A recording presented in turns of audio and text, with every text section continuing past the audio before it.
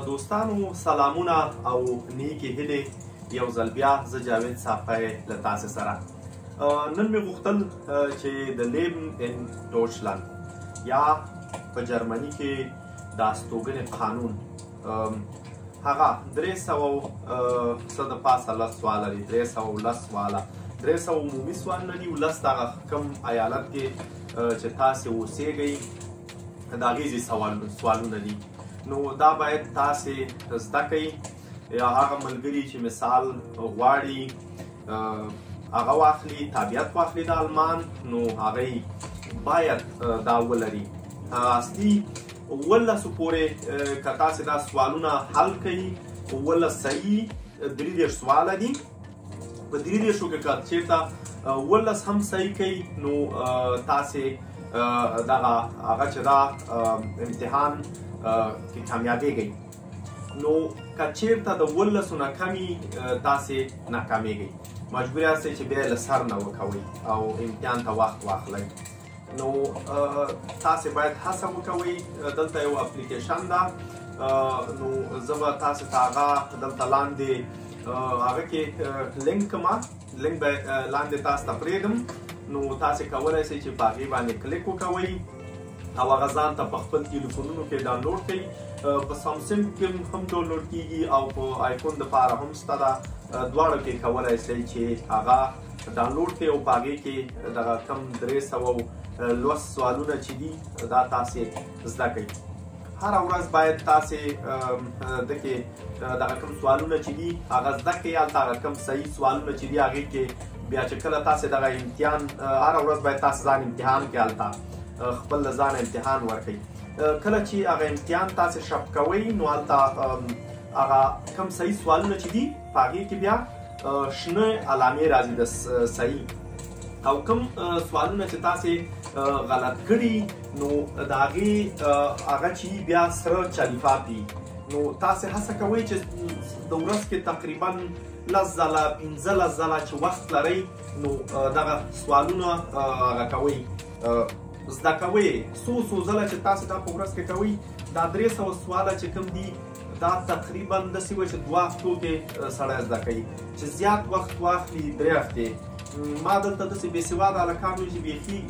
سواد هم نه و ژبه هم صحیح نه وه تاسې یقین په خدای وکړئ په 3 هفتو کې په کور کې زده کړل بیا یې فوایض ته زنګ ووهه هغې سره امتحان واخیسته او هلته امتحان ته لاړل یقین په خدای وکوئ د 33 سوالونه 11 چا 12 چا 10 حل کړي وو نو دا ډېره اسانه هغه ده امتحان ده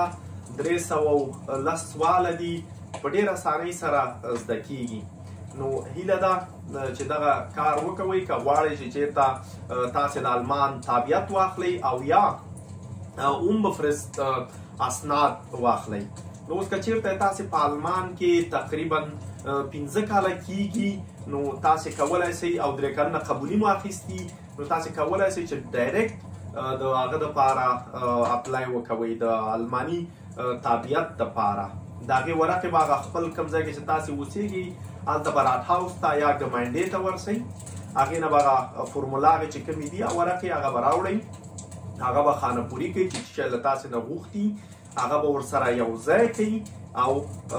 خپل هغه ته به یې ولېږئ دا چې دا اوسلنډر بورډ دې سره هر وخت څنګ کې دغه کومه بیرو چې ده یا کوم دفتر چې ده هغه د لنډ کرایس کې په هر لنډ کرایس کې دا هلته اوسلنډر بورډ دې سره په څنګ کې کار کوي نو هلته یې وړئ هغې نه مخکې ترمین اخلئ او دا خپل اسنادونه هلته ور وړئ تحویلوئ یې ورته چې کله مو تحویل کړل هلته تاسې نه بیاینس هم غواړي باید بیاینس ولرئ د هغه دپاره خو بیاینس ضروري نه ده د بفرست دپاره لکه هغه نیډلسم الاوبنس چې ورته وایي هغه فقط تاسې آسوای ته اړتیا لرئ چې آسوای ولرئ تاسو ته بیا هغه نیډلسم درکوي نو هغې نه به ښایي چې تاسې مخکې تر مخکې بیاینس وکوئ او بیاینس هم په کور کې کولی شئ ما تاسو ته څو ځله د دې یادونه کړې ده چې تاسې دغه کولی شئ په کور کې د بیاینس فور بغایفون ورته وایي نو هغې ته په یوټیوب کې تاسې کولی شئ چې سرچ کړئ یا پښتو فارسي ته یې ضرورت نه لرئ، فقط په جرمنۍ ژبه آمادګي د دې بیاینس وګورئ. نو هلته تاسې کولی شئ چې دغه زده کړئ، ځان ورته آماده کړئ. 2-3 هفتې وخت اخلي، 4 هفتې. هغې نه وروسته تاسې کولی شئ چې په فواهس کې ځان دپاره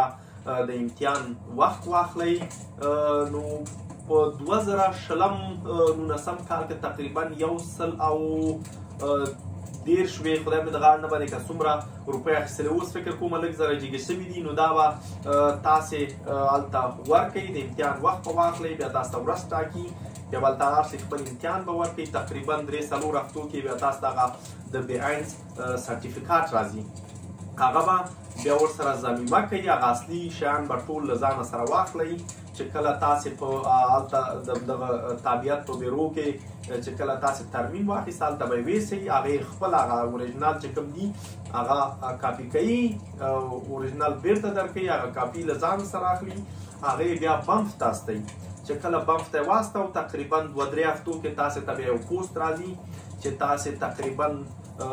255 یورو تحویل کوي چې موږ ستاسې په اسنادونو باندې کار پیل کړو. کله چې تاسې دغه اسنادونه هلته پیسې واچولې، ستاسې په اسنادونو باندې کار پیل کیږي. نو که چېرته په اطراف کې اوسېږئ، په اطراف کې چې دا هلته دومره وخت نه اخلي، تقریبا 5-6 میاشتې وخت اخلي. که چېرته په ګڼو ښارونو کې اوسېږئ، په ګڼو ښارونو کې تقریبا داسې ووایه چې د 6 میاشتو نه واخله تر 14-16 میاشتو 18 میاشتو پورې وخت اخلي. او هغې ته به بیا ایمیل هم نه کوئ، هغې خپله تاسو سره معلومات شریکوي چې کوم ځای پورې کارونه رسېدلي دي. نو ځکه چې اوس بیروبار ډېر زیات ده، هغه کوم خلک چې په 2014 15 او 14 کې راغلي دي، د هغې د تابعیت وخت پوره شوی ده. نو هغې ټولو انتراګونه کړي دي او دا ډېر وخت اخلي. نو هیله ده چې دغه شیان په کور کې وکوئ. که تاسې وخت ورته نه لرئ، کار کوئ، کار نه وروسته چې راځئ، نو تقریبا داسې 20 دقیقې نیم ساعت چې یو هغه وکوئ، 2-3 دفعې شف کوئ دغه شیان. نو هڅه مو دا وي چې تمرکز پرې وکوئ او زده یې کړئ، حفظ یې کړئ داسې، او امتحان ورکوئ. انشاءالله چې شف کوئ او